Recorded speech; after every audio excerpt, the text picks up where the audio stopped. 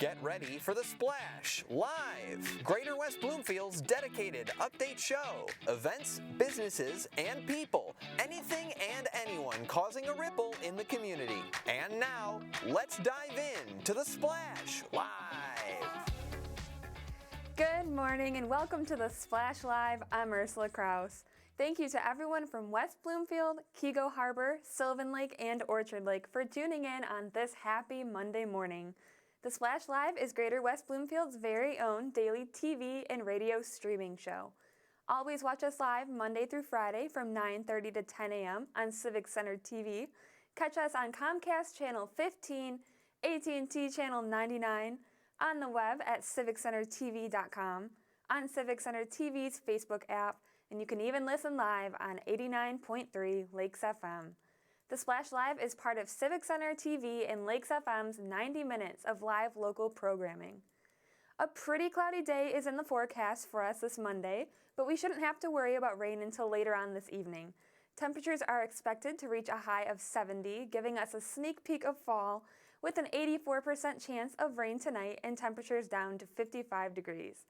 Tomorrow, we might see a small shower or two in the morning, with temperatures in the low 70s and thick cloud coverage. We will probably get the chance to see the sun toward the evening hours, with temperatures hitting the upper 50s tomorrow night.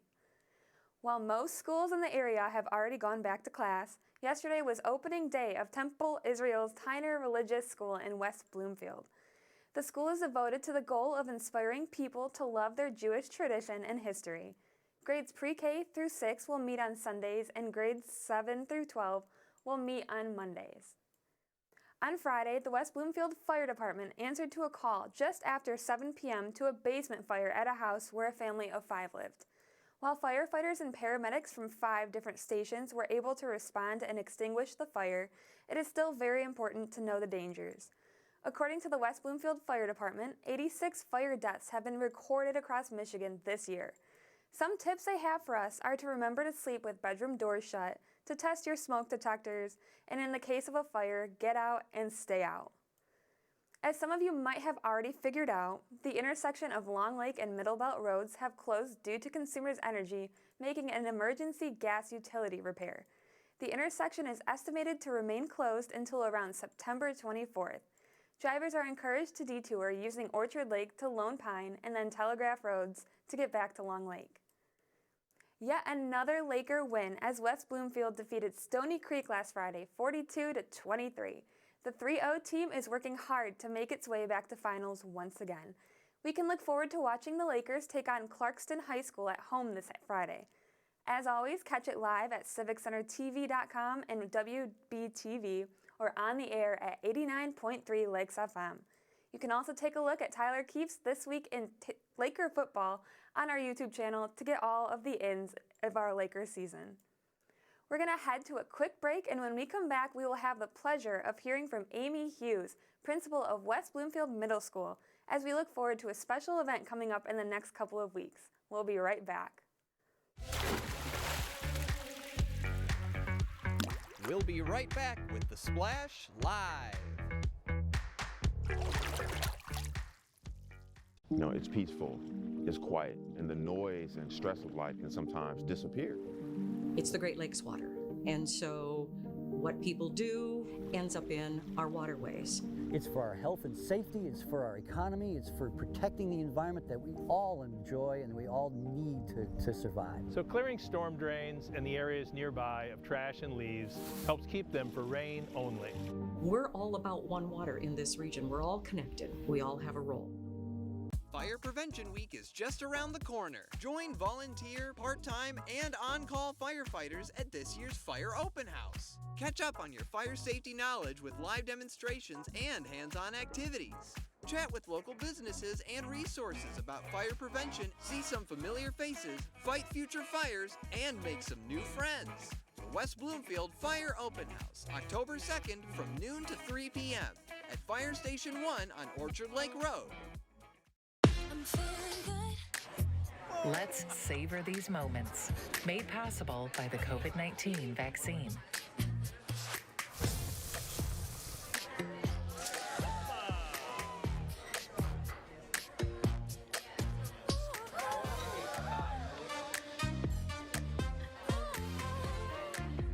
Keep the dining out going by keeping yourself protected and your COVID-19 vaccines up to date.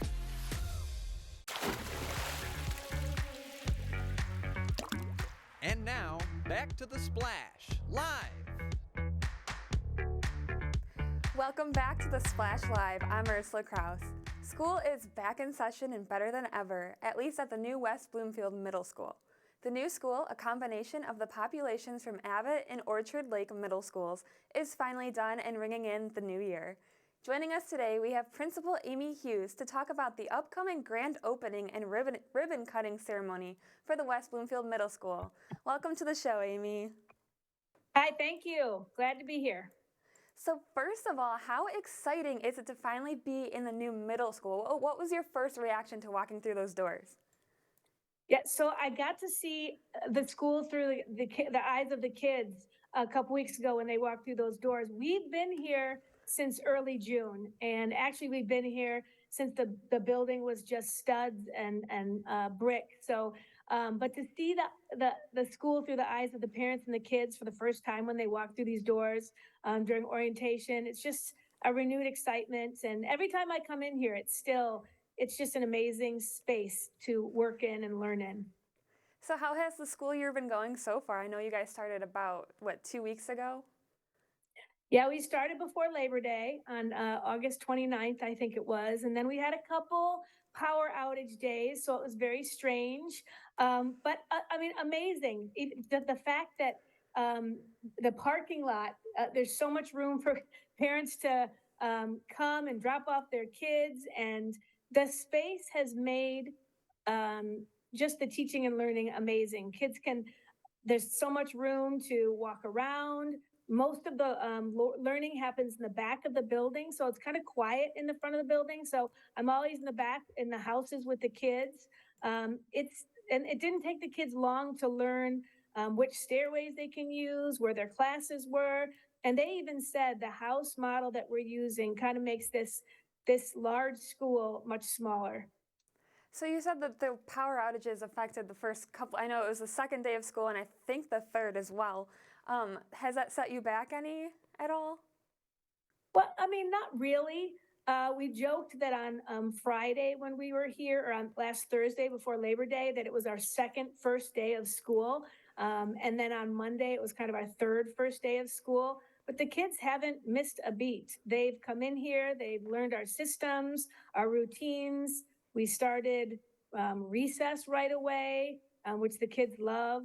But has it affected us? I mean, we just keep moving forward and the kids are excited to be here. So when we had the days off, it was kind of like, wow, I'm lucky to come to school and I get to come to school. So the mentality has kind of changed from, oh, I've got school to I get to go to school and in this amazing space. So it's been amazing. It really has. It really has. I keep telling people it has surpassed our expectations. It really is amazing. It must be so exciting going to a new school and starting over. So can you tell us a little bit about this ribbon cutting ceremony and the grand opening? What can we expect to see there? Yeah, we're excited about that too, because we know we'll get a lot of people who have not been in the building yet. But that is a week from Thursday, September 22nd. We're gonna have a small program. It starts at 6:30 p.m. We're gonna have our choir sing. We're gonna have a dedication, a ribbon cutting. We're gonna have some dignitaries here, hopefully some past principals that have been principals of Abbott and Ohms and past superintendents. And then we're going to give tours of the building. So if you have not come in and seen any community members that have not been in here that have passed this building for the past, 3 to 5 years that it's been being built, please come, please see this space, please come see what your bond dollars have made for us and your community. And we'd be more than happy to give you a tour and show you around. So this isn't just for students and their families, it's for the entire community. It's for the entire community because this is a community school. Yes. Okay, so is this event going to be broadcasted? And if so, where can we see that? Is there going to be like a video of the ribbon cutting, the ceremony? You know what? That's a great question. I believe it is, and I think that the Splash is covering it at some point too. So that's a great question. I don't know the answer to that, but I will find that out. So I do have a question. Is there a reason that this ceremony is going to be taking place after school started rather than before school started? Yeah, so we had a lot of actually events that that happened here. We had Dr. Hill's retirement party. We had some orientations. We've had the parents and the kids already in. This is kind of for dignitaries, community members, people who haven't had a chance to see the building. And we kind of wanted to make sure that everything we put into place worked before we invited the community in and said, hey, let's open up the school to everybody else. So we just kind of wanted to get a feel for running of the building before we did this grand opening. And as you know, we're getting ready for students to come into our classrooms. And so that's what we were focused on prior to school starting, is making sure that kids got in here, got their schedules, got acquainted with the building. And then we said, we'll do a grand opening for the community. So that was our focus at that point. So what other big events can we look forward to in this upcoming school year? Oh boy, we're planning right now for we have like a house party, we call it, coming this Friday, right before our fun event at the high school. So the kids are going to be doing some team building events in their houses all day. We have Anthony Grappito coming, who's a mental health magician, during that day. And then we're planning for our big Halloween dance, which we have not had in person in the past. This is in 3 years. So we're excited. The kids are going to get to dress up and come on October 14th for our dance. Lots of fun events coming up. A lot of first time in-person events that we haven't had in 3 years. So stay tuned. We'll make sure that you get all the information. I've seen Anthony Grappito in person. He was great. I love his messages. I think that's such a great opportunity for students to hear from him. Yeah, we're excited to have him back. He's been here before, but his message is very timely right now too. So yeah, that's coming up on this Friday at 8, 9, and 10 a.m. Yep, in the middle school. So exciting. So I know that there is a new athletics section to the school. Can you talk to us about that? Like, what can we expect for the new athletic season? Well, right now we have our girls basketball that just started up this past week. We have cross country and we have boys football. And for the first time ever, our boys are practicing at our facility. We have a football field. We have a track. We're not sending kids to the high school anymore to practice or compete. So we're excited about that. We're right now trying to figure out what is our cross country track going to look like. And then our girls basketball, we have 2 teams, a 7th and 8th grade team that we're getting ready to compete starting next week. So the facilities are amazing, and I'm sure our district competitors are kind of looking forward to coming and seeing what we have to offer. The gymnasium is outstanding. And yeah, we're excited just to compete for the first time in football at our own middle school. That'll be awesome to have their own space to actually be able to do all of this. So can you tell us a little bit about the performing arts? What can we expect in this next upcoming year with performing arts? Yeah, so we have an amazing choir and musical theater program, amazing theater program. We have a theater space that is outstanding. We have a huge classroom that is connected right to our auditoria. So our theater teacher often just opens his doors and has the kids go practice or participate right on our stage. Our choir is state of the art. The sound system in there is amazing. And then we have lots of performances planned, several theater. Our big musical is happening again in the spring. And then our choir concerts are starting in a couple months. So yeah, looking forward to a lot of performing arts. Band and Strings already has their concerts on the books. That's coming up in late fall. And then all that will be advertised in our Samore and through our district website. So yeah, the community is always welcome to come in free of charge to see our performances. So exciting. So before we go today, is there anything else that you want to touch on for our audience?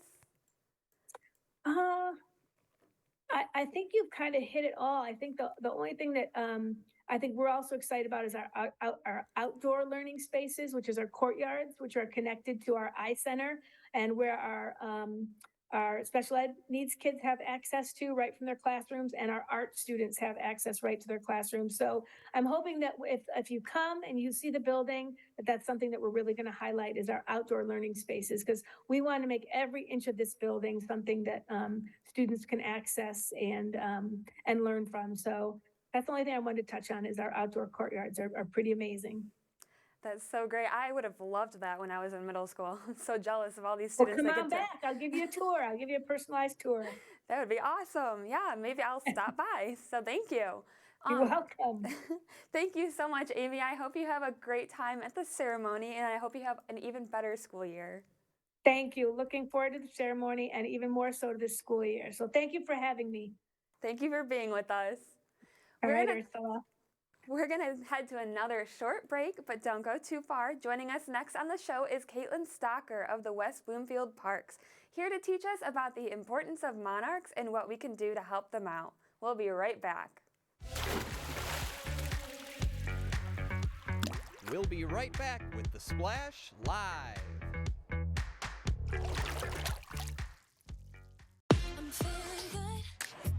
Let's savor these moments. Made possible by the COVID-19 vaccine.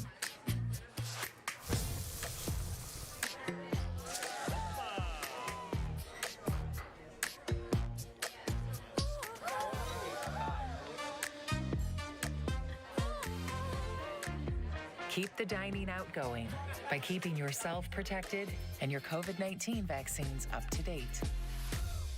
Mark your calendars for the 11th Annual Family Fun Night at West Bloomfield High School. Stop by on Friday, September 16th at 5 p.m. for an evening of free, fun activities as we honor our military, police, and fire heroes. Plus, stick around to see Laker football take on Clarkston at 7 p.m.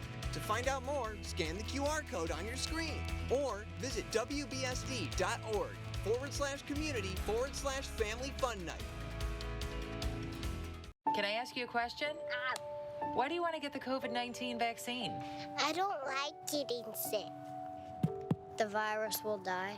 It will be easy to not catch it. Keep my family safe and keep playing soccer. Because I love being vaccinated. What's your hope for everyone? I hope everybody gets the vaccine to keep safe and strong. Be like happy, having fun everywhere. Everyone stay safe and hope you get the vaccine.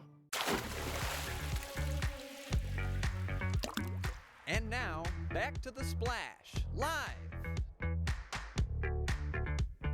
Welcome back to The Splash Live. I'm Ursula Krause. Joining us next on the show, we have Kaitlyn Stocker. Kaitlyn is a park naturalist programmer at West Bloomfield Parks. Today, Kaitlyn is here to talk about the importance of monarch butterflies and a little bit about Michigan Trails Week. Thank you so much for joining us, Kaitlyn. Welcome to the show. Thank you for having me, Ursula.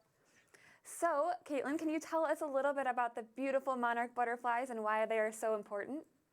Yeah, so monarch butterflies are super important because they are one of the most unique insects because they migrate all the way south, which is over 2,500 miles, which is pretty impressive for such a small animal. Other animals that migrate are birds and bats. This is just very impressive, and they're wonderful pollinators to have around. So I read somewhere, I couldn't tell you where I read it, but I heard that milkweed attracts them. So some people kind of like grow it in their backyard. How do you, is that like true? Yeah, so that's like a perfect way to help our monarchs out is by planting tons of milkweed and flowering plants. So milkweed is where they actually lay their eggs. They taste with their feet, so that's how they tell what plant they're actually on. And if the milkweed disappeared or went away, which it is decreasing, people don't like planting it, which is sad because it's a beautiful plant, but that helps them to continue their life cycle. So you said that people don't like planting it. Is it difficult to upkeep? How is that? I mean, is it easy to grow it in the backyard? That's a great question. So it's actually not difficult to grow them. I think a lot of people don't know that wildflowers and native flowers can be very beautiful. And milkweed has beautiful blooms in the summertime. So they're a great plant to keep around. So what are the statistics on endangerment for this species? So in some populations of monarchs, around an 80% decline since the 80s, which is a vast amount of decline. Like that's a scary amount because we don't have nearly the populations we used to have. I know that people used to see the like plumes of monarchs flying south. People don't see them in that quantity anymore, which is really sad and unfortunate. So what can we do to help that population? I know you said we can grow milkweed, but what else is there? So growing milkweed, growing other flowering plants, because as adults, they can enjoy nectar from a variety of plants. But the milkweed is vital for their eggs to be laid on. And another thing is to reduce our herbicide use. When we use herbicide, it has a consequence of killing off some of the plants that we would like to keep around for our pollinators. And that's really the best we can do and what we can do for our pollinators as well as our monarchs. Are there any animals that target monarchs? Are there anything that they can be, scared of being around? Yeah, so birds, bats, and other animals would like to eat monarchs, but the milkweed, as they eat it in their larval form, which is the caterpillar, they actually develop this toxin because the milkweed has cardiac glycosides, which makes them taste really bitter to other animals. So that beautiful orange coloring is actually a warning to other animals to stay away from me, I taste bad, and will make you sick. That is something that I did not know. I always thought they were just so pretty because of the colors, but that is very interesting. So you talked about migration earlier. Can you touch on that a little more? Why do they migrate? Sure. Where do they go? So they actually travel to Mexico during around August to September. And organizations like Monarch Watch, you may have heard of, they do a ton of monarch tagging, and it lets scientists know how many are actually making their journey south, where they're winding up due to weather patterns and stuff like that. It also indicates how much are actually surviving during their journey. So it's really important that organizations like that help with their migration data. That's very interesting, actually. I've never heard of that. So can you tell us a little bit about Michigan Week, or Michigan Trails Week, I'm sorry. Of course. So Michigan Trails Week is between September 18th and the 25th. We are doing a photo scavenger hunt. So if you take 3 pictures at some various parks in our township and upload them, there's a chance to win free registration for 4 to one of our nature programs. Are there any West Bloomfield parks where monarchs do show up? Quite a few. So if you go to any of them, actually, we have beautiful pollinator gardens, and chances are you will see at least one flying around. So do you have to be local to attend these parks, or can anybody go? Is it a public thing? So the parks are public and anyone can submit these scavenger hunts. It's basically a way to encourage the community to go out and enjoy our natural areas. And then is there a charge to participate, or is it free? It's free to participate. So is there anything else you would like to talk about this event coming up? So nothing about Michigan Trails Week, even though I am very happy that people will be enjoying the trails soon. But also we have open hours in September 20th, September 24th. We have open hours for people to come and enjoy our outdoor natural play area and our beautiful nature room over here. Check out some of our animals. So do you get a lot of people in the colder months in winter walking the trails or anything? Sometimes we do, which is why we do snowshoeing. So it encourages people to get out there in the winter because a lot of people are afraid of the cold. Me too. I don't like the cold that much. But there's a lot of beautiful things to see during that time of year. And then is your nature center open during the winter, or does that close? So we do have some open hours during the winter time, and people are more than welcome to check out our nature room during that time. Is there anything else you'd like to touch on before we go today? So if you want to register for any of our nature programs or check out our timeframes for our open hours, you can go to wbparks.org, and it has all the information right on the website. And can you tell us what that website is, just so you can put it up on the screen for our viewers? It is wbparks.org. Yeah.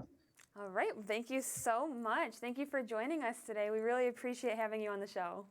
Yeah, thank you so much for having me. We're gonna head to a quick break, and when we get back, we will wrap up the show. Thank you. We'll be right back with the Splash Live.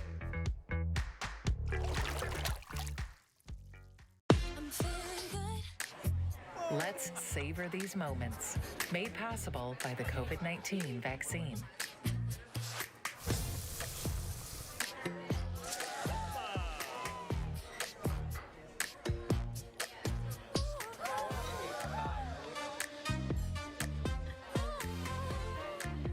Keep the dining out going by keeping yourself protected and your COVID-19 vaccines up to date. Fire Prevention Week is just around the corner. Join volunteer, part-time, and on-call firefighters at this year's Fire Open House. Catch up on your fire safety knowledge with live demonstrations and hands-on activities. Chat with local businesses and resources about fire prevention, see some familiar faces, fight future fires, and make some new friends. The West Bloomfield Fire Open House, October 2nd from noon to 3 p.m. at Fire Station 1 on Orchard Lake Road. Mark your calendars for the 11th Annual Family Fun Night at West Bloomfield High School. Stop by on Friday, September 16th at 5 p.m. for an evening of free, fun activities as we honor our military, police, and fire heroes. Plus, stick around to see Laker football take on Clarkston at 7 p.m. To find out more, scan the QR code on your screen or visit wbsd.org/community/family fun night. Can I ask you a question? Why do you want to get the COVID-19 vaccine? I don't like getting sick. The virus will die. It will be easy to not catch it. Keep my family safe and keep playing soccer because I love being vaccinated. What's your hope for everyone? I hope everybody gets the vaccine to keep safe and strong.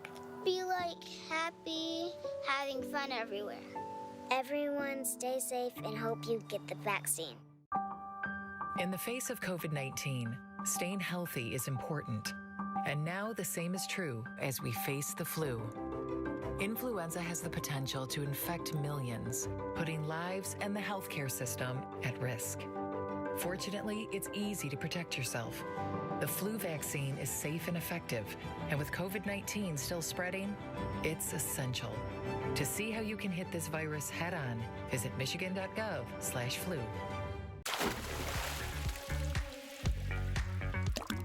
And now, back to the Splash Live.